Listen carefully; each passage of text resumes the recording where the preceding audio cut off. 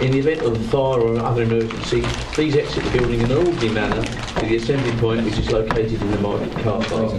The fire exit in this room is indicated by a green fire exit sign. Please do not delay the evacuation by collecting any belongings. Do not use the lift. The premises must not be re-entered until the fire brigade have given the all clear. Please note it is against the law to smoke on these premises, and please note this meeting will be audio recorded. And I'd be very obliged if you turn your mobile either off or put it on silent. Thank you. Right, apologies for absence. I don't think there are any. Oh, June. Oh yes, June Lumley. My apologies. And that's all. Oh, no, of course not. No. Catch up in a minute, don't worry. That's all right. I'm totally confused. Okay. Right, so no apologies, no non-members attending, thank you. So minutes of the last meeting. If you're agreeable, are you happy for me to sign them as a true record? Brilliant. Thank you very much indeed. Any declarations of interest, please? Yes, Simon.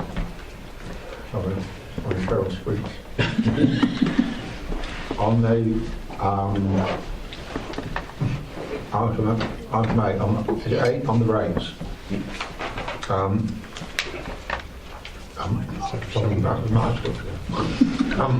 currently involved with an organisation that's receiving discretionary rate relief and is currently applying for mandatory rate relief, so I do have a little bit of an interest there. Okay. So I suspect it's probably best if I leave for that. But it's a non-pecuniary interest. Sure. Depends how you argue it. Yeah.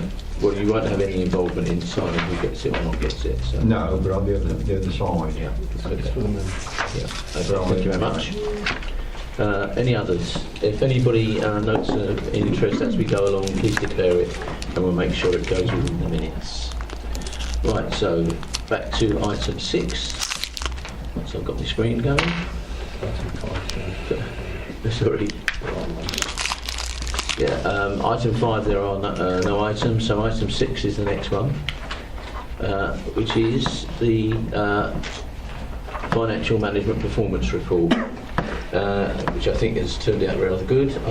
Simon, would you like to, once you eat your sweet? Yeah. It's just got to. I think the detail is best explained by Matt and Naomi, and I'm quite happy to pass over to them. Okay, thank you. I'll turn your attention straight away to page 6.2, if I may, and the table in paragraph 3.2, because this kind of paints the picture of the whole report. I'm pleased to say that the overall forecasted position for the end of the year is 8.67 million against the latest budget of 8.97 million, giving us just under £300,000 saving. That compares to when we brought in the Q1 report, we were projecting saving of 91,000 at that stage. So there's an additional £200,000. The highlights of that additional income mainly reflect a saving on salaries and staff costs. At Q1 we were looking at about £50,000 saving. We're now reporting a saving of £188,000, and that figure since then has actually gone up a little bit more, but as at Q2 is £188,000. The other main favourable variance being our element of the council tax sharing scheme. So this is where additional council tax is collected within the district. The element that we pay back to the other preceptors, we get 16% back. So it's part of the sharing scheme that we're involved in. So that's generating a really good favourable variance there. It's a good news story. I don't plan on going through the tables in the report. They kind of just give you a bit more detail as to that main table in 3.2. We do obviously have some pressures though, as well as having some good news stories. We do have some pressures that are continuing, and one of them being our homelessness costs, particularly around placing people in temporary accommodation, bed and breakfast accommodation. And one of the recommendations of the report is that we have approval to draw down £62,000 from general fund reserve. This is an estimated net position that we believe, having detailed discussions with Louisa and the team, this is what we believe we need to get us through to the end of this financial year in terms of placing people in bed and breakfast accommodation. I don't think there's anything else I want to say on revenue, but obviously I'm happy to take questions. Just to emphasise the capital position, again, it's on track as at this report, 98.8% delivery, so it's well on target. As I say, I'm happy to take any quick questions if there's any detailed questions. Okay. I'm going to just ask you on 3.1, just to clarify that sort of statement there.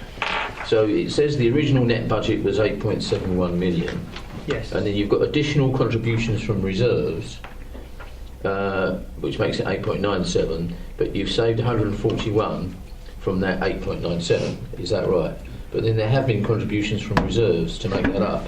So it's not quite the figure. Yeah, when we put this report together, there's obviously within the year there are movements to and from reserve, but we strip those back out to give it the clear positions. That's what that's doing. So from the net budget set by the council, you're looking at expenditure, which was 8.71. We're looking at 8.83 million. Is that correct?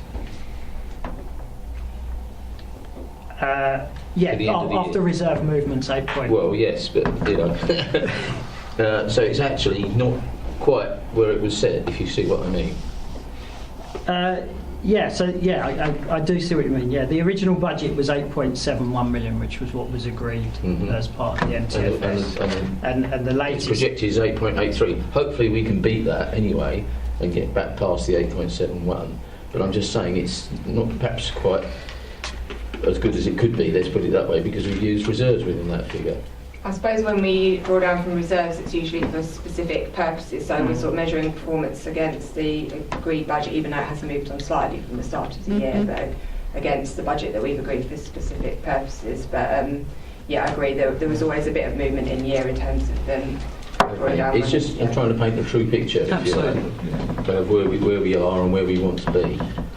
So you know, from that point of view, it's just about clarity, really. Absolutely. Okay, thanks. Are there any other questions, please? Yes, Simon. When you look at the Q1, Q2, Q3 budget, it is important